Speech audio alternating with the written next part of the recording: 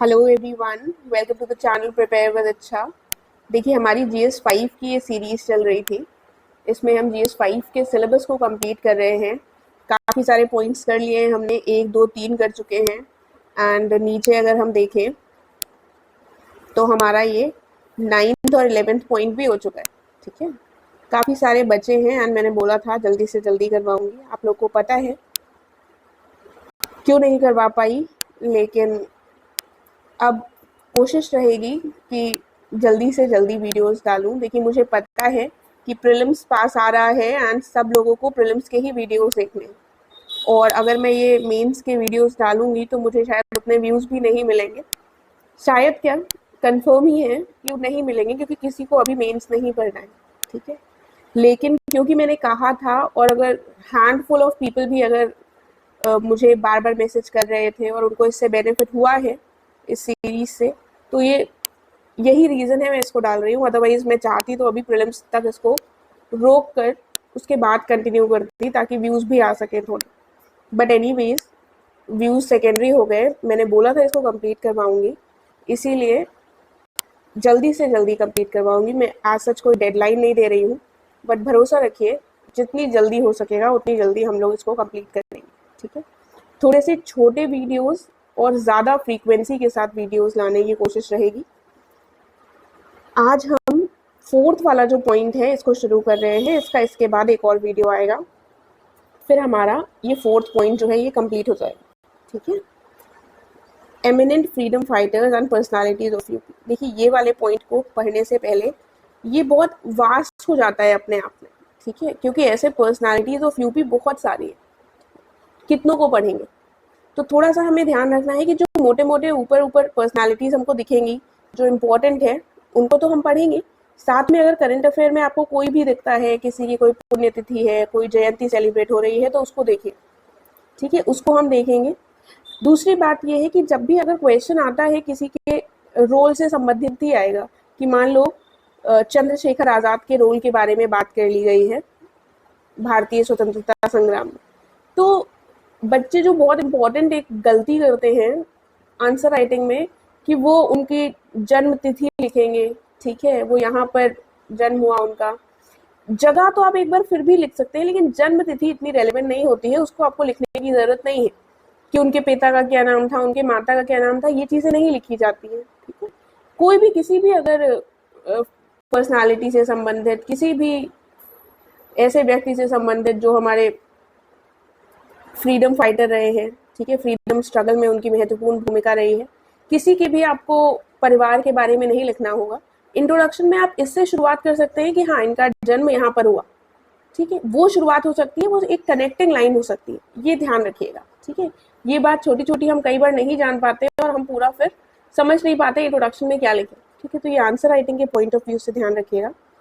और जितने भी हो सके हैं पर्सनालिटीज फ्रीडम फाइटर्स, उनको मैंने कवर किया है। बाकी जब आप हिस्ट्री पढ़ते हैं तो आपको पता है कुछ कुछ पर्सनालिटीज के नाम, और आपको पता है उन्होंने कहाँ पर क्या रोल निभाया। ठीक है, आपने मॉडर्न हिस्ट्री में पढ़ रखा है, और अगर वही व्यक्ति आपने यूपी स्पेसिफिक में नहीं पढ़ा है, मॉडर्न हिस्ट्री में आपको पता है कि अच्छा हाँ, इन्होंने नॉन कोऑपरेशन मूवमेंट में भाग लिया था। ठीक है, इन्होंने बाद में कांग्रेस छोड़ दी थी। ठीक है, किसी भी व्यक्ति के बारे में आपको पता है। ठीक है, और क्वेश्चन आ जाता है उनकी भूमिका से संबंधित स्वतंत्रता संग्राम में, तो आपको करना क्या है, आपको उन्हीं हिस्ट्री वाले पॉइंट्स को उठाकर बस यहाँ पर फ्रेम कर कर लिख देना है, क्योंकि ये चीज सभी लोग करेंगे। हर व्यक्ति के बारे में अलग अलग से आप एक एक पन्ने के नोट्स नहीं तैयार कर सकते। अगर आप किसी भी किताब को भी देखेंगे तो वहां पर पाएंगे 4-4, 5-5 पॉइंट्स दे दिए हैं, वो भी उसमें कुछ ऐसा बहुत अलग पॉइंट नहीं है, जो चीज़ें आपको पता है वही है। ठीक है, तो मॉडर्न हिस्ट्री पढ़ते टाइम कोई यूपी का व्यक्ति अगर आपको दिखता है तो आप उसको थोड़ा सा ध्यान रखिएगा कि अगर इनसे संबंधित क्वेश्चन आ जाए तो उसको हम कैसे फ्रेम करेंगे। राइट, कुछ लाइंस में बता दूंगी, कुछ ऐसे कीवर्ड्स होते हैं, कुछ ऐसे शब्द होते हैं जो हम एक कनेक्टिंग रूप में प्रयोग कर सकते हैं, और हमारा जो कंक्लूजन होगा, जो निष्कर्ष होगा, तो उसमें हम उस शब्द को, कोई भी पर्सनालिटी हो उसमें लिख सकते हैं, कोई भी फ्रीडम फाइटर हो उनके में हम यूज कर सकते हैं। ठीक है, बड़ा समझ नहीं आता कि कैसे एंड करें आंसर को, बीच का पोर्शन तो लिख दिया, एंड कैसे करें। ठीक है, तो थोड़ा सा ये आंसर राइटिंग वाले पॉइंट्स भी मैंने बता दिए हैं। आइए अब जल्दी से देख लेते हैं आज के कुछ पॉइंट्स जो हमें पढ़ने हैं। देखिए,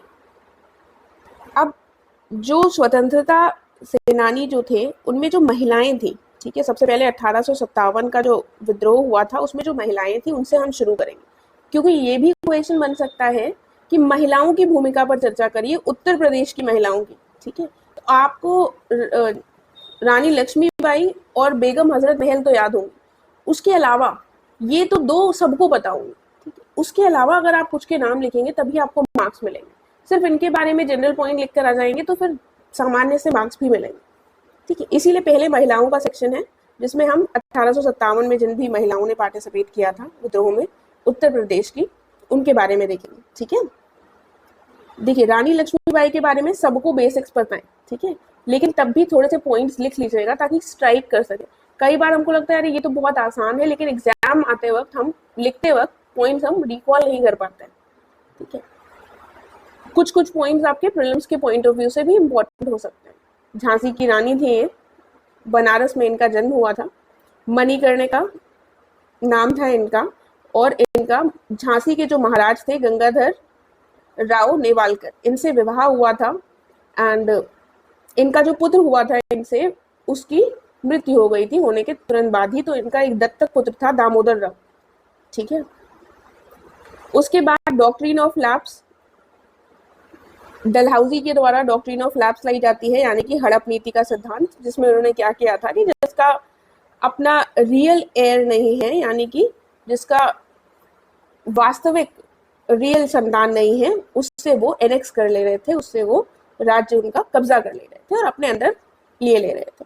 तो सेम चीज यहाँ पर भी होती है। इनका एडॉप्टेड सन थे दामोदर राव, तो डॉक्ट्रिन ऑफ लैप्स के अंतर्गत झांसी पर अंग्रेजों ने कब्जा कर लिया था। एक ये प्रमुख कारण था कि इन्होंने भाग लिया 1857 के विद्रोह में। फिर अंग्रेजों के विरुद्ध इन्होंने बहादुरी से लड़ाई करी और रणभूमि में ही इनकी मृत्यु हो गई थी।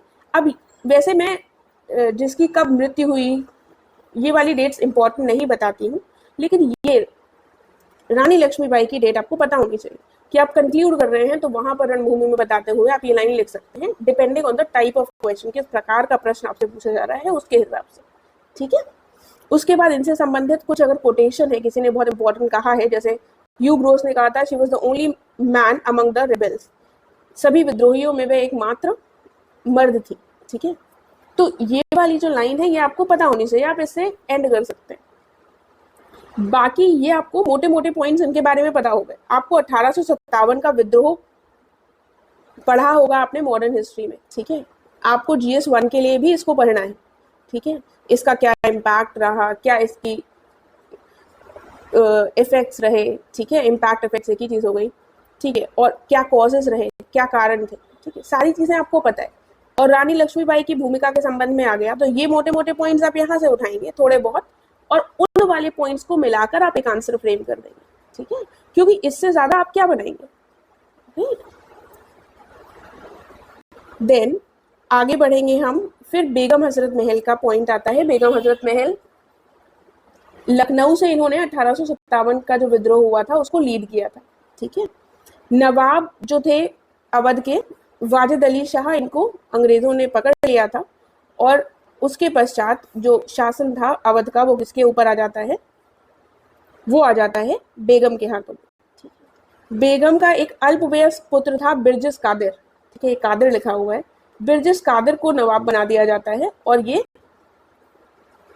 किसके अंतर्गत बना दिया जाता है, बेगम हजरत महल के जो अल्पवयस्क पुत्र थे उनको बना दिया जाता है इनडायरेक्टली, लेकिन शासन किसके हाथों में होता है, बेगम हजरत महल के, ठीक है।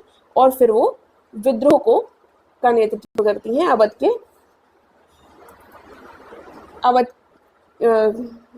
अवध में विद्रोह का नेतृत्व इनके द्वारा किया जाता है, ठीक है। अब अवध में जो किसान और जमींदार थे इन्होंने बहुत बढ़ चढ़कर समर्थन किया था बेगम हजरत महल का। अब बेगम हजरत महल के संबंध में आप कुछ पॉइंट लिख रहे हैं तो ये वाला पॉइंट एक थोड़ा सा डिफरेंट हो जाता है कि इनको अवध के पीजेंट्स और लैंडलॉर्ड्स ने भी सपोर्ट किया, ठीक है, तो ये पॉइंट आप लिख सकते हैं वहां पर। उसके बाद इनके संबंध में क्या पॉइंट है, नेपाल में इन्होंने शरण ली थी, और इनका जो साहस, वीरता और देशभक्ति की इन्होंने एक बहुत बड़ी विरासत छोड़ी, जिससे आगे चलकर भारतीय बहुत समय तक प्रेरित होते रहे और इवन वर्तमान में भी प्रेरित होते हैं। अब ये वाली जो लाइन है जो हिंदी में मैंने पढ़ी, ये वाली जो लाइन है, leaving behind a legacy of bravery, courage and patriotism that continues to inspire all Indians. ठीक है, ये वाली जो लाइन है, ये लाइन एक छोटा सा लिख लो, ठीक है, लिख के अलग से रख लीजिए, क्योंकि ऐसा इसमें कुछ खास नहीं है, लेकिन जब हम कंक्लूड करेंगे तो हमको शब्द नहीं समझ में आते हैं। किसी भी फ्रीडम फाइटर के लिए अगर हम लिख रहे हैं तो उसके कंक्लूजन में हम ये लाइन डाल देंगे कि उन्होंने लेगेसी छोड़ी होगी ब्रेवरी, करेज और पेट्रियोटिज्म की, राइट। तो कुछ भी अगर हम निष्कर्ष में लिखने की कोशिश करेंगे तो उससे इसको कनेक्ट करते हुए आंसर को एंड कर देंगे, ठीक है। ये थोड़े से ढंग के शब्द हो गए, सिर्फ यही नहीं लिखना है, इसके साथ मैं कनेक्टिंग बता रही हूँ, एक पॉइंट जोड़ते हुए इसको कनेक्ट करते हुए आंसर को आप एंड कर सकते हैं कंक्लूजन में, ठीक है। देन आगे बढ़ेंगे, फिर ये अजीजान बेगम, ये जो थी ये कानपुर की डांसर थी, ठीक है, और इन्होंने भी महत्वपूर्ण भूमिका निभाई थी। अब जैसे महिलाओं की बात होगी कि अगर आपसे 1857 के विद्रोह में उत्तर प्रदेश की महिलाओं की भूमिका के बारे में बताइए तो आपको नाम तो पता होने चाहिए ना एटलीस्ट, वरना आप लिखेंगे क्या। तो ये अजीजान बेगम जो थी ये कानपुर से थी और ये कानपुर की बेसिकली एक डांसर थी और इन्होंने काफी महत्वपूर्ण भूमिका निभाई थी। नाना साहिब ने जब इनसे कहा तो इन्होंने फिर अंग्रेजों के विरुद्ध महिलाओं को एकत्रित किया और एक महिला सशस्त्र दल का इन्होंने नेतृत्व किया, ठीक है। और बाद में अंग्रेजों ने इनसे बहुत जबरदस्ती करी कि तुम डिस्क्लोज करो सारी इंफॉर्मेशन, लेकिन इन्होंने डिस्क्लोज नहीं करी और फिर इनको मार दिया गया था, ठीक है। तो ये भी बहुत सारे हमारे यहाँ फ्रीडम फाइटर्स रहे हैं, बहुत सारे लोगों के बारे में हम नहीं पढ़ते हैं जिन्होंने अपनी जान गंवा दी। मगर यूपी की बात आ रही है तो हम यूपी में जो बहुत सारे ऐसे लोग हैं जो मॉडर्न हिस्ट्री पढ़ते टाइम, इंडिया की हिस्ट्री पढ़ते टाइम, जिनके बारे में हम नहीं जानते हैं, उनको भी हम पढ़ सकते हैं, ठीक है। तो ये एक अच्छा मौका है हमारे पास। तो अजीजान जो बेगम थी इनके बारे में आपने देख लिया। एक झलकारी बाई, ये इनका नाम शायद आप लोगों ने सुना होगा, मूवी भी जो आई थी उसमें इनके रोल की काफी ज्यादा चर्चा रही है, तो शायद इनका नाम आप लोगों ने सुना हो। ये जो झांसी की रानी थी लक्ष्मीबाई, इन्होंने एक विमेन ब्रिगेड बनाई थी जिसका नाम था दुर्गा दल, ठीक है। उसको हेड किया था झलकारी बाई ने, ठीक है। तो झलकारी बाई दुर्गा दल की हेड थी। अब जैसे रानी लक्ष्मीबाई के बारे में कोई क्वेश्चन आ रहा है तो उसमें आप एक पॉइंट ये भी डाल सकते हैं कि उन्होंने एक महिला ब्रिगेड भी निर्मित की थी, ठीक है, जिसको दुर्गा दल के नाम से जाना जाता था। तो कैसे आप पॉइंट्स को इधर उधर करके इस्तेमाल कर सकते हैं, आई होप आप लोगों को समझ में आ रहा होगा। इसी दुर्गा दल में कुछ महिलाएं और थी, सुंदरी बाई, मुंदरी बाई, सुंदरी मुंदरी नाम याद रहेंगे, फिर मोती बाई, ये सारी महिलाएं थी जो इस दुर्गा दल में सम्मिलित, ठीक है। उसके बाद उदा देवी, लखनऊ की उदा देवी थी, ये एक बहुत बड़ी निशानची थी, स्नाइपर थी, जिन्होंने अकेले 32 अंग्रेज सोल्जर्स को मार गिराया था। कितनी बड़ी बात होती है अपने आप में, ठीक है। तो ऐसे याद रखिएगा, उदा देवी ने उड़ा दिया था, ठीक है, गोली मारकर 32 लोगों को उड़ा दिया, ठीक है, लखनऊ की थी। ये महिलाएं हमारी ये खत्म हो गई है यहाँ पर। अगर महिलाओं की भूमिका की बात आती है तो इनके नाम आपको लिखने ही लिखने। फिर बात आती है नाना साहेब की।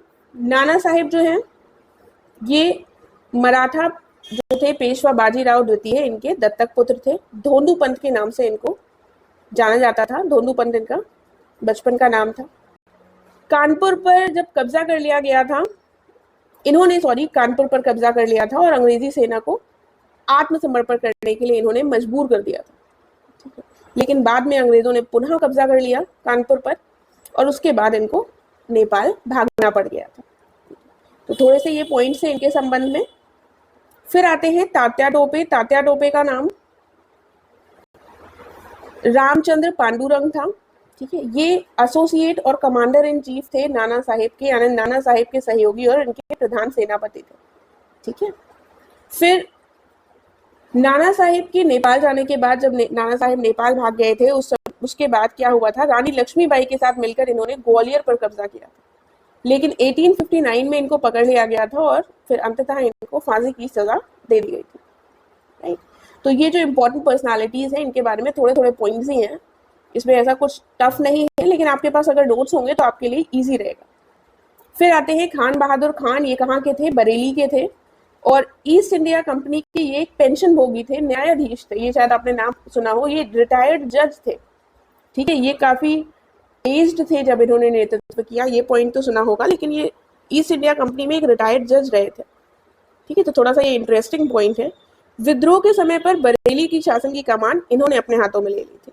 ठीक है, उसके बाद पराजित होने के पश्चात जब इनको अंग्रेजों ने फिर से कब्जा कर लिया था, तो ये भी नेपाल चले गए थे और इनको बाद में लेकिन पकड़ लिया गया था और फिर इनको फांसी की सजा सुनाई गई थी। ठीक है, फिर मौलवी लियाकत अली की बात की जाए तो इन्होंने प्रयागराज में विद्रोह का नेतृत्व किया था। ठीक है, इन्होंने खुसरो बाग को अपना मुख्यालय बनाया था और वहीं से इन्होंने शासन किया। ठीक है, उसके बाद कर्नल नील के द्वारा हम देखते हैं कि प्रयागराज पर पुनः कब्जा कर लिया जाता है। आगे चलकर क्या होता है कि 14 वर्षों के बाद इनको बॉम्बे से पकड़ा जाता है, फिर इनको आजीवन कारावास की सजा सुनाई जाती है। मुंबई लिखा है, बॉम्बे होगा। 14 वर्षों के बाद पकड़ा गया था मौलवी लियाकत अली को। ठीक है, फिर आते हैं मौलवी अहमदुल्लाह, इनका बस नाम ध्यान रखिएगा। अवध में इन्होंने बेगम हजरत महल का सहयोग किया। फिर आते हैं अजीमुल्ला खान, इन्होंने कानपुर से थे और इन्होंने तात्या टोपे और लक्ष्मीबाई का सहयोग किया था और उसमें इन्होंने महत्वपूर्ण भूमिका निभाई। फिर कुछ लोगों के और नाम है जो हमें पता होने चाहिए। एक है देवी सिंह, मथुरा से।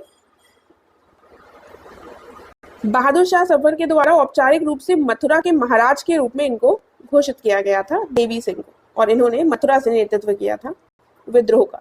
फिर राव उमराव सिंह भाटी, ठीक है, इन्होंने बुलंदशहर और गौतम बुद्ध नगर से नेतृत्व किया था। देखिए, जनरली हमें लोगों के नाम नहीं पढ़ते, तो ये हमारे लिए थोड़े से इंपॉर्टेंट हो जाते हैं। अगर GS5 में क्वेश्चन पूछा जा रहा है और आप ये वीडियो देख रहे हैं और आपके पास इनके नाम है, तो आप जरूर लिखिए, क्योंकि अगर कोई नहीं पढ़ा होगा इसको तो वो इन लोगों के नाम नहीं लिखेगा, वो जनरल मोटे मोटे नाम लिखेगा जो हम पढ़ते हैं इंडिया को पढ़ते वक्त। लेकिन यूपी स्पेसिफिक लोगों के बारे में बताना बहुत अनिवार्य हो जाता है।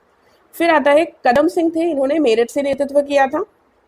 उसके बाद लाल प्रताप सिंह, ठीक है, ये उत्तर प्रदेश में कलंकर है, यहाँ पर इन्होंने नेतृत्व किया और बैटल ऑफ चांदा, ये सुल्तानपुर के पास जगह है, 1858 में ये इस बैटल में ये शहीद हो गए थे। ठीक है, तो इसके साथ हमारे ये जो मोटे मोटे लोग पढ़ने थे हमने थोड़ा थोड़ा देख लिया है। ज़्यादा कुछ भी डिटेल्स जो होंगी आगे आने वाले उसमें नेक्स्ट वीडियो में हम डिस्कस करेंगे। मोस्ट प्रोबेबली वो कल ही डालने की कोशिश करूंगी मैं। बाकी आप लोगों को कोई भी क्वेश्चन हो तो आप लोग पूछ सकते हैं कमेंट करके, वरना टेलीग्राम चैनल के माध्यम से जुड़ सकते हैं, जिसका लिंक आपको डिस्क्रिप्शन में मिल जाएगा। Thank you so much.